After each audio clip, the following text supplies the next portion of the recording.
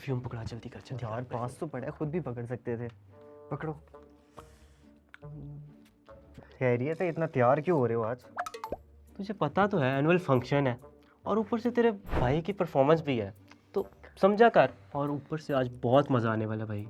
हाँ हाँ, वो सब छोड़ो, मुझे ये बताओ कि स्पीच कैसी लिखी है मैंने। प्रिंसिपल सर ने कहा कि आज सबसे पहली स्पीच मेरी है। छोड़ इस स्पीच को, किसका क्या करना है। छोड़, तेरे भाई की परफॉर्मेंस है और यार अब तुझे क्या ही बताऊँ। नहीं नहीं, बता तू आज बता दे क्या होने वाला है आज। यार क्या ही कहूँ तुझे मैं, तो इतना बेखबर क्यों है भाई दुनिया से। क्यों? आज ऐसा क्या होने वाला है? तुझे नुमान का पता है ना? हाँ, नुमान हमारा क्लासमेट ना। हाँ, उसकी वजह से प्रिंसिपल साहब ने 4 लड़कों को सस्पेंड कर दिया था। हाँ हाँ, मैंने लास्ट वीक की बात सुनी थी। तो उसका इससे क्या लेना देना है?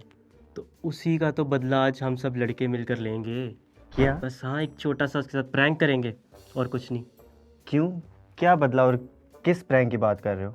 यार बस छोटा सा इल्ज़ाम लगेंगे चोरी का, और बस। चोरी? ये छोटा इल्ज़ाम लगता है तुम्हें? उसका कैरियर खराब हो सकता है यार। मुझे तो बस व्यूज़ की ज़रूरत है और वीडियो बनाऊंगा भाई, और क्या। लो, और अपने व्यूज़ के चक्कर में उसका कैरियर खराब करोगे तुम? भाई तू इतनी फिक्र क्यों कर रहा है? और पहली बात, उससे भी तो देखना चाहिए था वो किसके साथ बात कर रहा है। यार मैं साइड नहीं ले रहा, यहाँ पे बात इंसानियत की है। हमें पता है कि उसके साथ कुछ बुरा होने वाला है, तो हमें जाना चाहिए और उसे बताना चाहिए ना कि उन लड़कों से दूर रहे। तू मेरा दोस्त है, मैं नहीं चाहता कि तू उनकी वजह से फंस जाए यार। यार अगर फंसता हूँ तो फंसूँ ना, लेकिन मैं उसकी मदद करके रहूँगा। ऐसे कैसे मैं किसी के साथ बुरा होते देख सकता हूँ यार? भाई तू देख ले, मैं तो तुझे समझा रहा हूँ, फिर तू बाद में ये ना कहीं कि तेरी वजह से कुछ हुआ। नहीं आता मैं तेरे पास और नहीं कहता तुझे। और मैं तुझे यही कहूँगा कि तू इन लड़कों से और इन सब चक्रों से दूर रह। ये किन कामों में पड़ रहा है तू? भाई देख ले, तेरी मर्जी, फिर मुझे ना कहीं जा यार, whatever. Teacher, what must I do to receive eternal life? What is written in the law of Moses, the word of God? You shall love the Lord your God with all your heart, all your soul, all your strength, and all your mind. And love your neighbor as yourself. You've answered right, said Jesus. Do this and you will live. And who is my neighbor? The man wanted an argument. So Jesus decided to tell a story.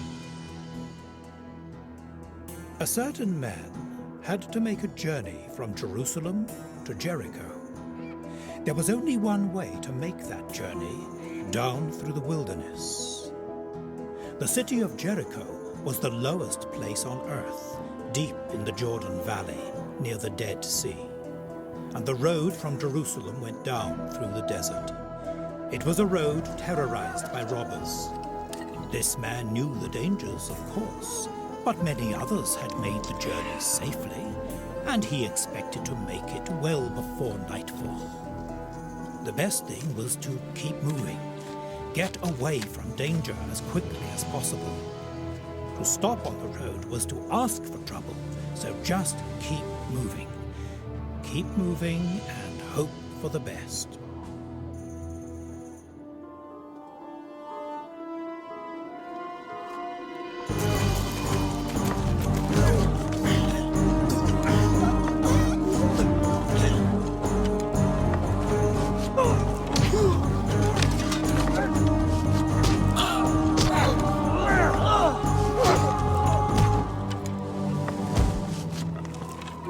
The robbers took everything, even his clothes, and the traveler was unconscious. Somebody must help him. The first person to come was a priest from the temple in Jerusalem. Surely, if anyone would help, he would. But the victim lying at the side of the road could be a trap. And was he dead or alive? If the man was dead, any contact with a corpse would make the priest unclean in his religion. The next person on the road was a Levite. The Levites were also men who served God in the temple. Surely he could do something to help another human being. But the wounded man was not anyone he knew. He had no clothes which identified him as a fellow Jew, so he might even be a Gentile, or one of the hated Samaritans. Perhaps he had sinned. and this was his punishment. There was little hope now. If he died before dark, the vultures would come, and after dark, the wild animals. There was one more traveller on the road, a Samaritan. The Samaritans and the Jews had been enemies for generations, and they hated each other. This man might be glad to see him die. But amazingly, the Samaritan had stopped to help him. It would take more than a few drops of water to save his life, but the Samaritan had oil and wine with him and linen cloth for bandages. The wine he used as a disinfectant to clean the wounds, and the olive oil to soothe the skin. The Samaritan seemed to ignore the danger of stopping on the road.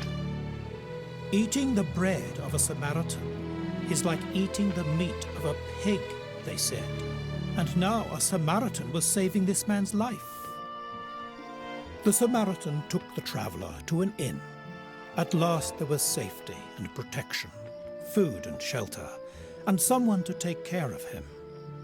But the traveller was seriously hurt. The robbers had nearly killed the man. It would be some time before he would get better and be well enough to go on. And in the meantime, someone had to pay for his food and a place for him to rest. In the morning, the Samaritan had to leave. "Take good care of him," he said, "and whatever more you spend, when I come again, I will pay you." So which of these three do you think was neighbor to him who fell among thieves? The priest, the Levite, or the Samaritan? The lawyer could not even say the word Samaritan, the one who had mercy on him. "So now," said Jesus, "you go and do the same." जी इस्लाम भाई जी क्या हाल है ठीक है ठीक ठाक और ये Hello. Good good Hi. Hello everyone. तो अभी हमने दो वीडियोस देखी हैं, एक वीडियो जिसमें हमने स्किट देखा है और एक वीडियो जिसमें हमने पैराबल की पिक्चराइजेशन देखी है। आप सब लोग कैसे देखते हैं इन दोनों वीडियोस को? क्या हम पैराबल में और उस वीडियो में कोई मुमासलत देख सकते हैं? बिल्कुल मेरे नज़दीक तमसील और ये स्किट दोनों आपस में बहुत गहरा ताल्लुक़ रखते हैं। बिलखुसूस जिस तरह से खुदा यीशु मसीह ने तमसील में एक अच्छे पड़ोसी के किरदार को एक्सप्लेन किया है, और ये इसी तरह हमारे लिए प्रैक्टिकल एग्जांपल है कि आज भी इस तरह की हम सिचुएशंस में अगर हम दो चार होते हैं तो हमने उन सिचुएशन से किस तरह से निकलना है। मैं देखती हूँ कि इस किट में दो किरदार हैं। एक तो वो जो एक किरदार उस दोस्त का है जिसे कोई फ़र्क नहीं पड़ता कि क्या हो रहा है उसके साथ, नुमान के साथ एनुअल फंक्शन में क्या कुछ होने वाला है, और वो बल्कि एंटरटेन होना भी चाहता है उसकी सारी सिचुएशन से। और इसके बरक्स दूसरा दोस्त वो है जिसको नुमान की फ़िक्र है, उसे परवाह है कि जो कुछ उसके साथ आज प्रैंक होगा एनुअल फंक्शन में, वो उसके ज़हन के ऊपर क्या असर डाल सकता है। तो मैं देखती हूँ कि हमारे इर्द गिर्द हमेशा ऐसे लोग मौजूद होते हैं जो किसी ना किसी तकलीफ़ में, परेशानी में मुब्तला होते हैं।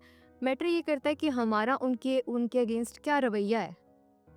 पर सवाल ये है कि जब लावी और जो फरीसी हैं वो खुदा के लोग होते हुए वो जानते हैं कि खुदा के अहकामात क्या हैं, और उन्होंने इस सिचुएशन में उन्हें क्या करना चाहिए था, ज़ख्मी की उन्हें मदद करनी चाहिए थी, पर उन्होंने क्यों मदद नहीं की?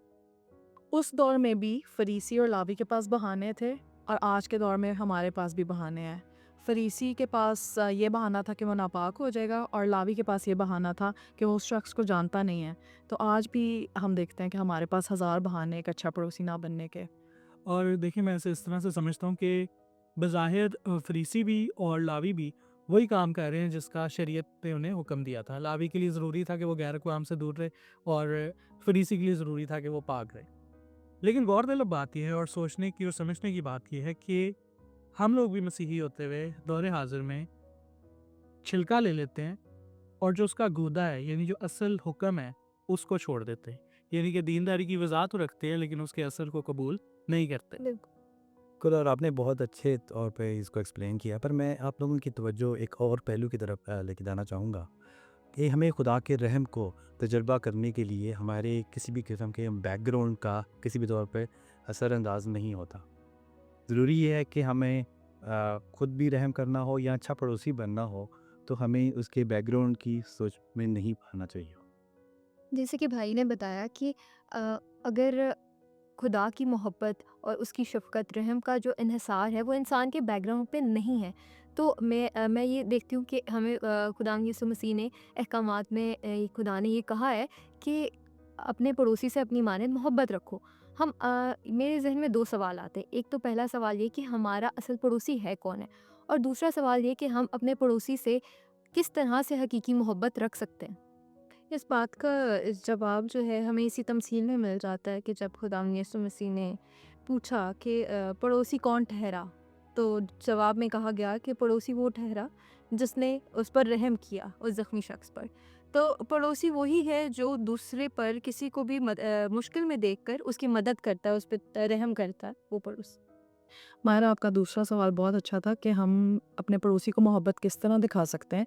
इसका सिंपल सॉल्यूशन ये है कि हम खुदावंद यीशु मसीह के मिजाज को अपनाएं और ज़ाहिरी रूहानी चीज़ों में ना पड़ें, बल्कि हकीकी नूर में बढ़ते जाएं।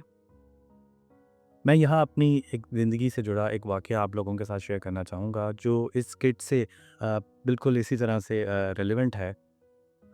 यही वाक़या आज से बहुत साल पहले जब मैं स्कूल में था और मेरे कुछ दोस्तों ने प्लान किया हमारे ही एक और दोस्त को प्रैंक करने का। मैं सब कुछ जानने के बावजूद मैं उस प्रैंक को रोक नहीं पाया, और उसका अफ़सोस मुझे उस वक़्त हुआ जब मैं चंद साल पहले उस शख़्स से मिलने का मौका मिला, और मुझे ये जान के बड़ी परेशानी हुई और बड़ा दुःख हुआ कि वो उस वाक़ये में ट्रॉमा में है, और वो आज भी उसी तरह से उसको याद करता है, और वो ना तो शख़्सी तौर पे आगे बढ़ सका और ना ही वो किसी भी तौर पर प्रैक्टिकली आगे बढ़ सका। ये अफ़सोस मेरे साथ है, और ये जो चीज़ मैं इसमें से समझा हूँ कि काश कि मैं इस तमसील को पहले जानता या पाक कलाम की रोशनाई मुझे पहले होती, तो मैं इस दौर को, इस प्रॉब्लम को में से उसको निकाल सकता। मेरे नज़दीक जो आज मैंने लर्निंग की वो है वर्ड ऑफ गॉड, और ये हमारे लिए बहुत ज़रूरी है, खुसूसन नौजवानों के लिए, कि वो अपनी कम उम्री में खुदा के कलाम को सीखें। और मैं अपनी लर्निंग शेयर करना चाहूँगा as a word of God.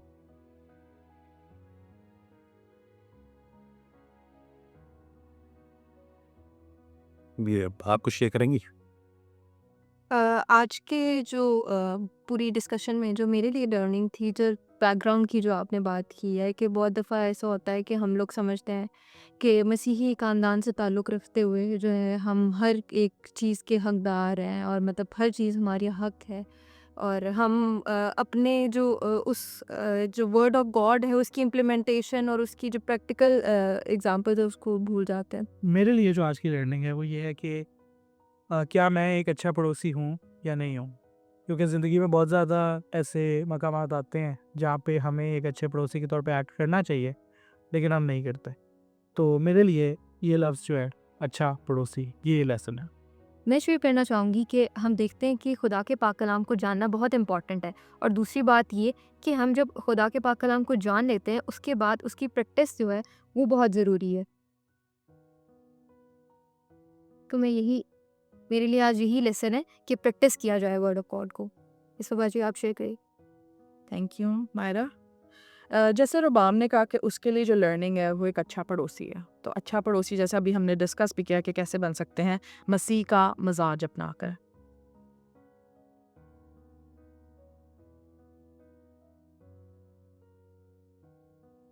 मुझे लगता है आज की हमारी डिस्कशन जो है वो बहुत फ्रूटफुल है, हम सबके लिए भी और तमाम यूथ के लिए भी। तो आए हम इसी के साथ दुआ करते हैं अपनी तमाम यूथ के लिए। कुदूस कुदूस इंदा खुदा, हम तेरे शुक्रगुज़ार हैं आज की इस खूबसूरत दिन के लिए, और जो भी कन्वर्सेशन हमारी हुई खुदा बाप। और मैं दुआ करती हूँ कि जितनी भी यूथ है खुदा बाप, तू ही उनको हिकमत समझ दानाई दे कि जब भी हम फ्यूचर में किसी ऐसी सिचुएशन में पड़ते हैं जहाँ लोगों को मदद दरकार है, तो हम अच्छे पड़ोसी साबित हो सकें। ये सब कुछ मांगती और पा लेती हूँ तेरे प्यारे बेटे यीशु मसीह के वसीला से, आमीन।